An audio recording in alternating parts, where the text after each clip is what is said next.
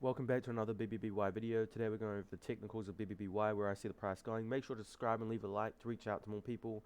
And I'm going to try break the record for the fastest video I've ever made. So, there's not really much to talk about. Pretty sure everyone's happy about today. Let's go to the daily. I drew up these levels of resistance and support. They're not drawn up the best. It was very quickly sketched. But it doesn't really matter. Here, we have two significant levels. About 1144. You could say, and 1325. Now, at the start of the day, here, let me bring up the chart. BBBY's stock. At the start of the day, we actually opened at like 1150-ish. That's exactly where this level of resistance is. So we actually opened up here, and we rejected down. And when we rejected down, we also have another support at about 1080. We came down to 1080-ish. This chart's not incredibly accurate. We came down to 1080. We bounced.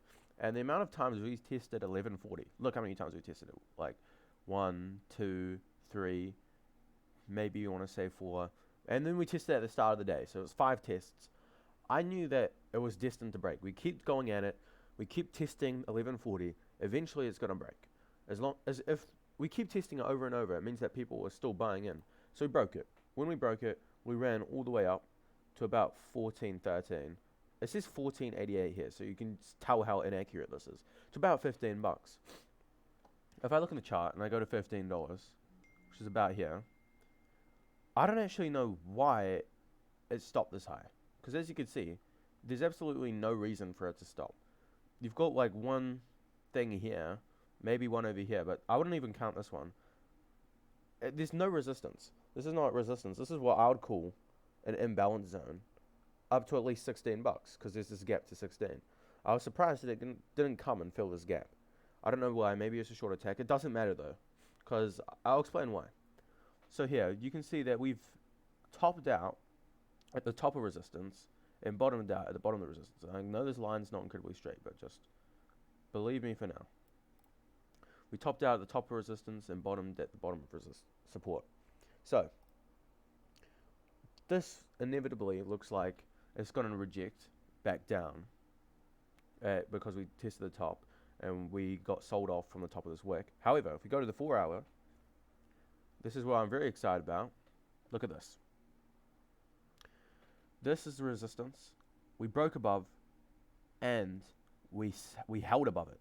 If you guys don't know what a true break is, this is a true break. A true break is when like the stock breaks, comes back down, and bounces off the level again. We closed, or this might even be after hours, but it doesn't matter. We are sitting right on resistance, which is now support. So this means there should be a bounce.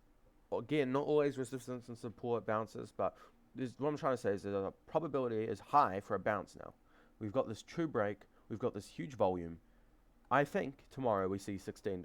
Why 16? If you go to the daily, we have a gap all the way at 16, 15. And why does that mean anything? How often do gaps fill? Gaps fill 92.2% of the time in stocks. It's my favorite pattern to trade because it's so accurate.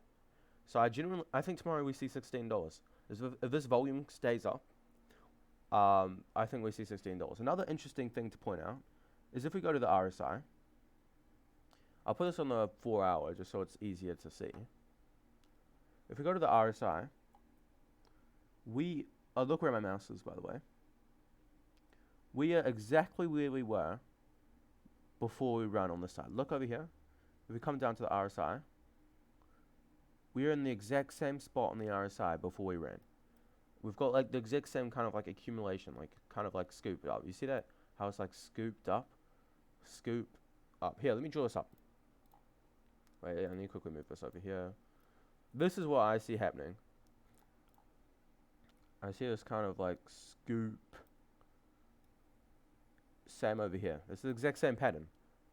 Do you see that? You guys will see that now. I see that happening. We're in the same spot on the RSI.